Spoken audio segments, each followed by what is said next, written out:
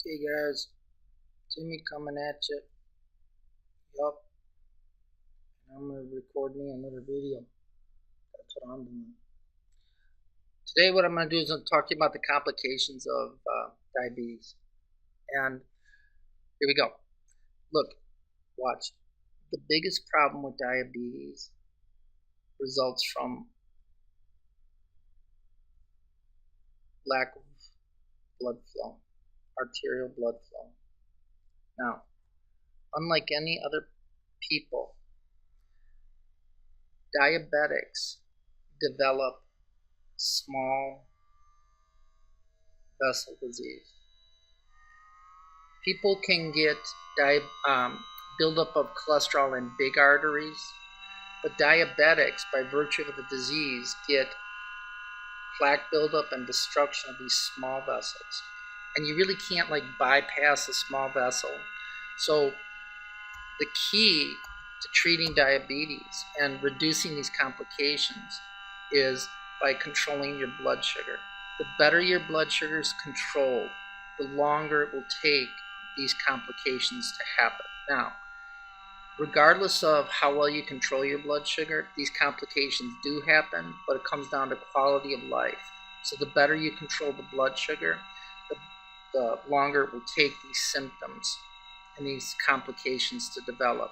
So what I'm going to do is I'm going to touch on each one of these potential complications and make sure that you understand it. Obviously, the hypo and hyperglycemia, those are complications.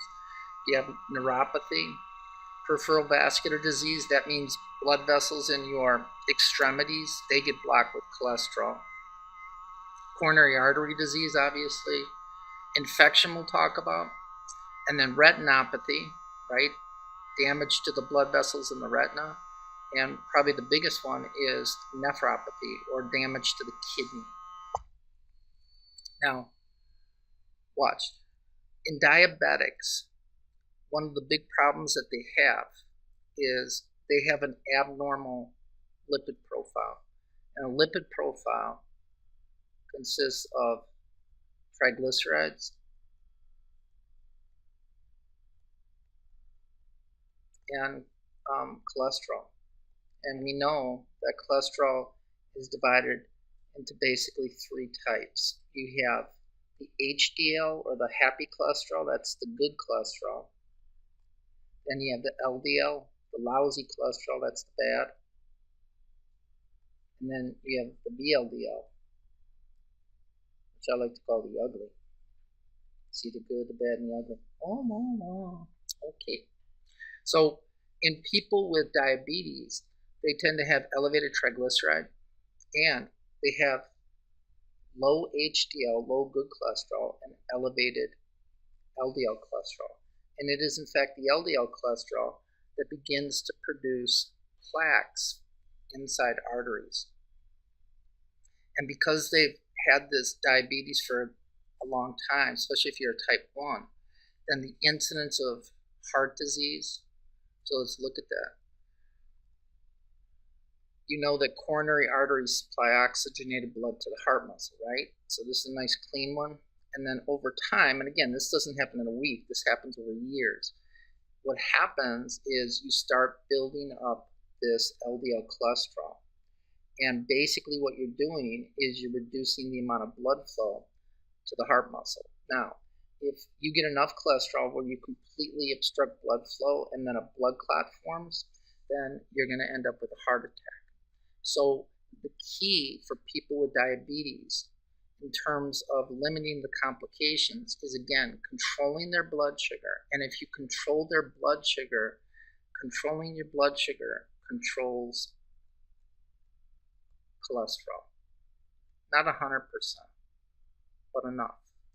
And that is why all diabetics are on some type of statin medication. These statin drugs affect the liver and reduce the production of LDL cholesterol by the liver.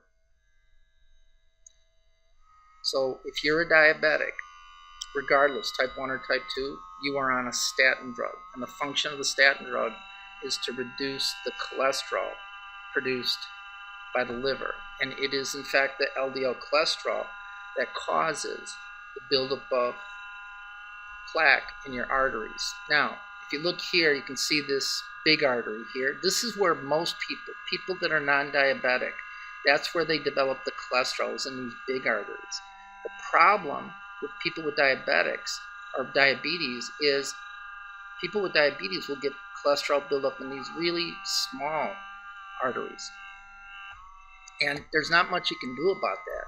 So the only thing you really can do is reduce how rapidly that plaque builds up. And again, that comes down to controlling your blood sugar. And people with diabetes will develop these small vessel or microvascular plaque buildup in literally every part of your body. So every part of your body is affected by diabetes. Let's look at this. Peripheral vascular disease. You will start building up cholesterol in the arteries that supply your legs, and that affects your feet. Now, the healing elements of the body are in the blood, right? White blood cells, as the name implies, white blood cells are in the blood. They kill bad stuff. But if you have peripheral vascular disease where you got this cholesterol buildup, white blood cells will not be able to get to that area. So if you're a diabetic and you step on a tack and you break the skin, bacteria now can enter into your foot. Well, what normally takes care of it? The white blood cells. But because you got this peripheral vascular disease, you're not able to deliver the white blood cells down to the area of infection. The infection starts winning, and the result is that you get a really, really bad infection. In some cases, you will lose that foot. That's why inspecting diabetics' feet or foot care is critical. The other complication is what's called retinopathy. So in the body, the only place that you can see blood flowing through an artery is in the retina without cutting somebody open. So that's why diabetics have every year a dilated eye exam. The doctor wants to be able to look to see if little cholesterol plaques are building up in these small arteries of the retina. And if you have little plaques of cholesterol building up in the small arteries of your retina, then you have cholesterol buildup in other small arteries of your body. It's just the way it is. The other thing that will happen is because of this plaque buildup, you can actually develop aneurysms or weakening of these little arteries within the retina.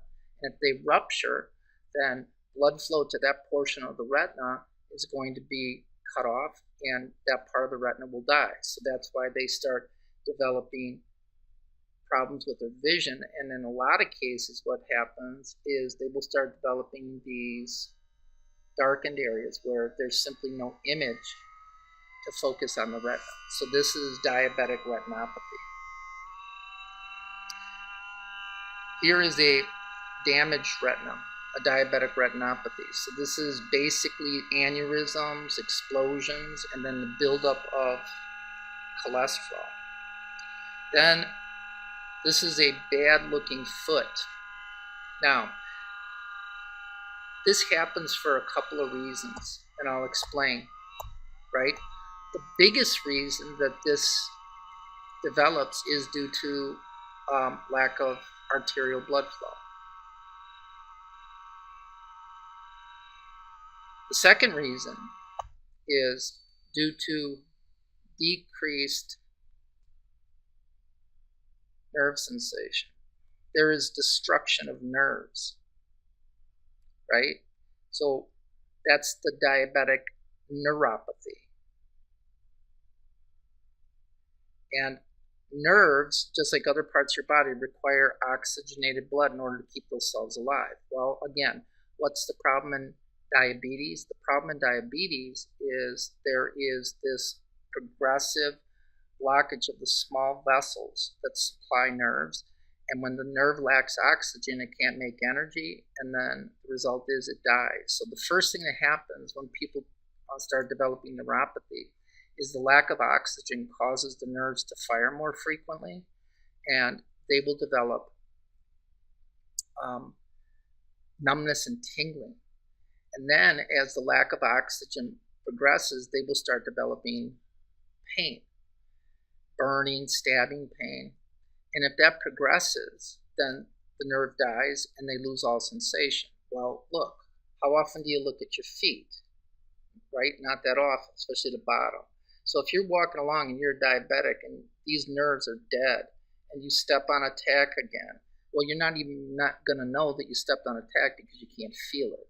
So now what happens? You've opened up the skin, and because of the lack of blood flow, the bacteria will take over and you're going to have to lose that foot.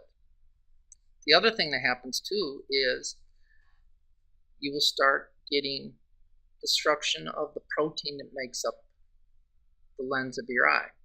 And the way this protein in the lens is constructed, that protein, when it's put all together, is clear. So the lens should be clear. Well, what happens over time is the protein gets denatured, broken apart, and that protein is no longer clear. It becomes cloudy, and they develop cataracts.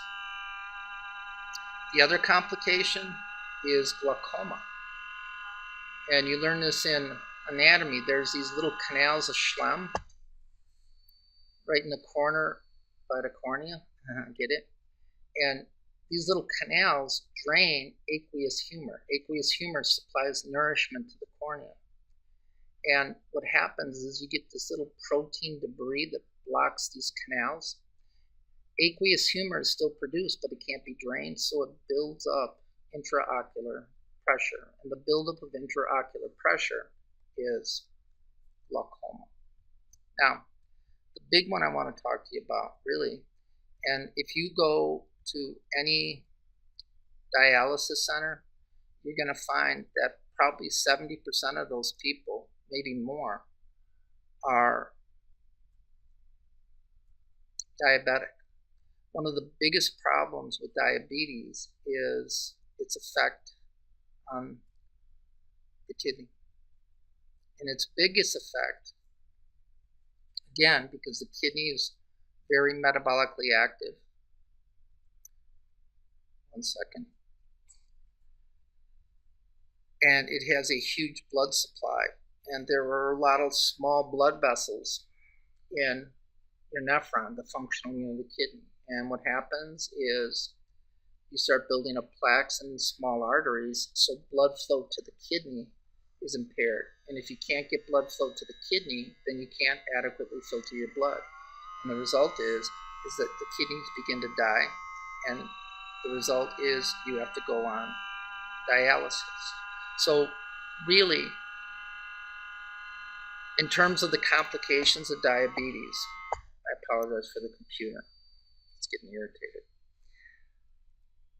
In terms of diabetes, in terms of controlling the complications, the best way to reduce how quickly those complications occur and how bad those complications are by controlling the blood sugar.